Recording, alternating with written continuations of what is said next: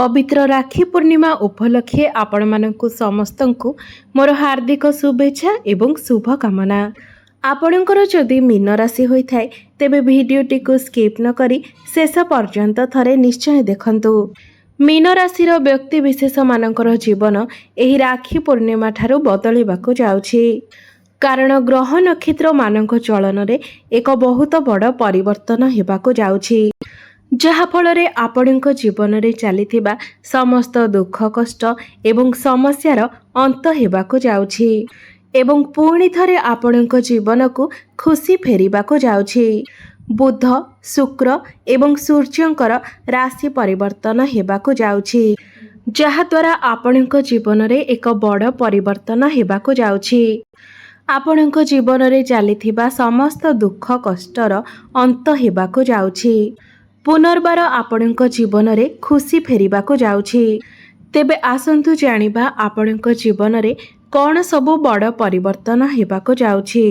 एहा पूर्वरु जदि आपणकर भी मीन राशि होइथाय तेबे भिडियोटी को लाइक करी चैनल टी को सब्सक्राइब करि दियंतु एवं कमेंट बॉक्स रे जय श्री जगन्नाथ निश्चय लिखंतु।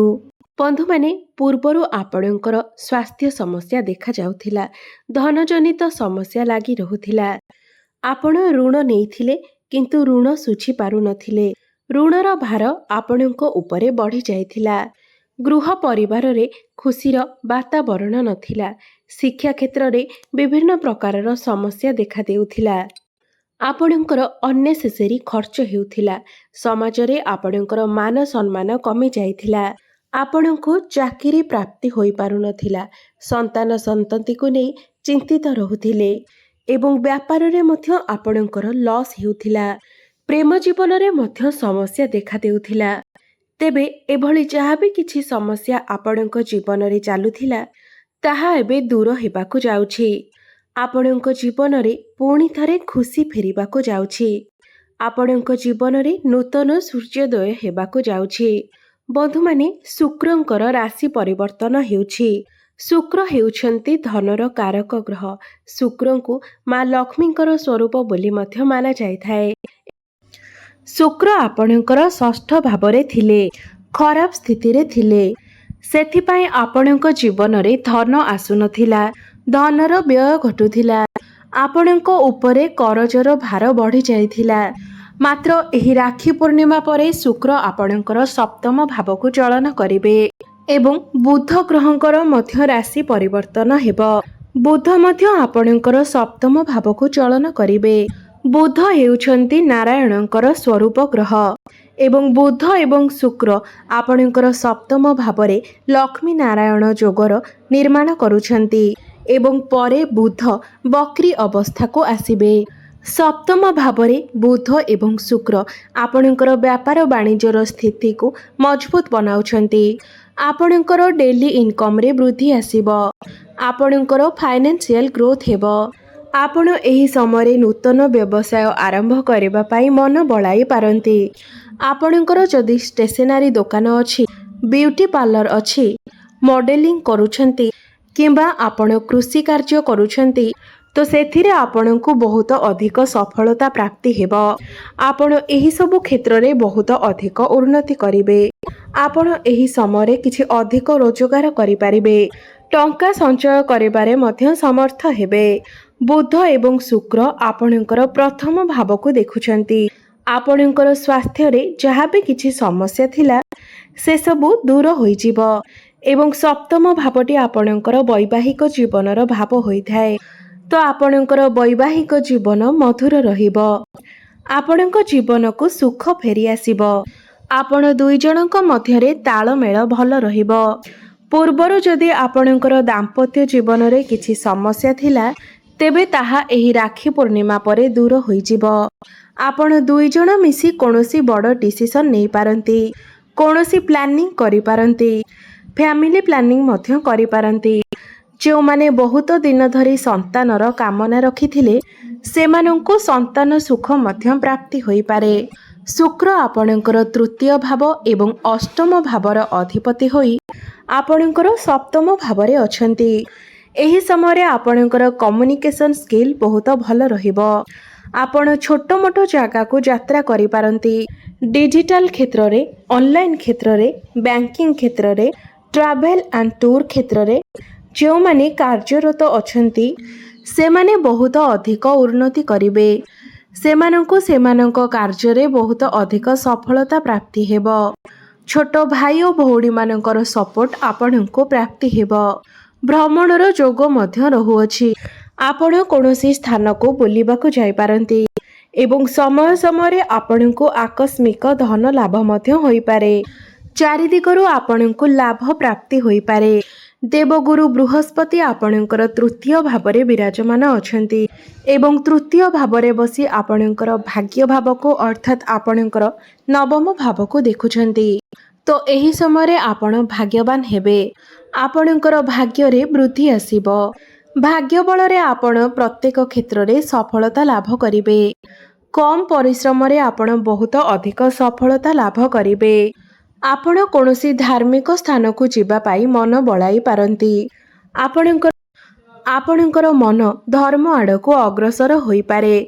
आपण एही समय रे कोनोसी बड़ इन्वेस्टमेंट करि पारंती किंबा कोनोसी बड़ जिनिसर क्रय विक्रय करि पारंती। आपणको गृह रे कोनोसी शुभ मांगलिक कार्यर आयोजन मध्य होई पारे। शेयर मार्केट, स्टॉक मार्केट एवं ट्रेडिंग रे कार्य करुथिबा व्यक्ति मानक पाई एही समय बहुत शुभ अटे। सेमानंकु बहुत अधिक सफलता प्राप्ति हेबो। आकस्मिक धन प्राप्ति हेबो। गुरु एठारे बसी आपणकर लाभ भाव को मध्य देखुछंती। एकादश भावटी आमर लाभर भाव होइथाए, इच्छा पूर्तिर भाव होइथाए। तो एही समय आपणकर समस्त इच्छा पूर्ण हेबो। आपणको लाभ ही लाभ प्राप्ति हेबो। बड़ भाई भौणी मानकर सपोर्ट आपणको मिलिबो एवं गुरु एठारे बसी आपणकर सप्तम भाव को मध्य देखुछंती। विवाहर जोग मध्य बनुअछि।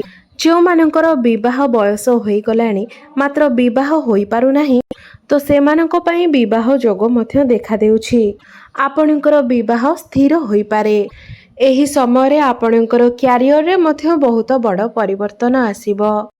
आपण आपणकर क्यारियर रे बहुत अधिक उन्नति करिवे।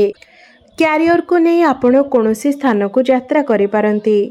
जो मानक पाखरे कोनोसी चाकरी बाकरी नाही सेमानंको नूतन चाकरी मध्य प्राप्ति होई पारे। प्रमोशन हेबार मध्य जोग बनुअछि। ऊपर ऑफिसरंकर सपोर्ट आपणको प्राप्ति हेबो। आपणकर समस्त कार्य सुरुखुरु रे होई जिवो। काम कार्य रे आपण एक अजब शांतिर अनुभव करिवे। बड़ गुरुजन मानकर आशीर्वाद आपणको प्राप्ति हेबो। मंगल मध्य एही राखी पूर्णिमा परे आपणकर चतुर्थ भाव को चलन करिवे। चतुर्थ भावटी प्रॉपर्टीर भाव होइथाए, जमी जमार भाव होइथाए, आपणकर सुखर भाव होइथाए। तो एही समय आपण कोनोसी जमी जमा जानवाहन किंबा कोनोसी प्रॉपर्टी किनिबा पाई मन बलाई पारंती किंबा किनी पारंती। मांकर सुख आपणको प्राप्ति हेबो। आपणकर बाणी रे मधुरता आसीबो। मंगल एठारे बसी रुचक नामक राजयोगर निर्माण करुछंती एवं एठारे बसी आपणकर दशम भाव को देखुछंती। काम कार्य रे आपणकर साहस एवं पराक्रम बढ़िबो। साहस एवं पराक्रम बल रे आपण समस्त कार्य को सुरुखुरु रे करि पारिबे। पारिवारिक सुख आपणको प्राप्ति हेबो। एही समय आपण टंका मध्य संचय करि पारिबे। आपणकर बाणी द्वारा लोक माने आपणको आड़को आकर्षित हेबे।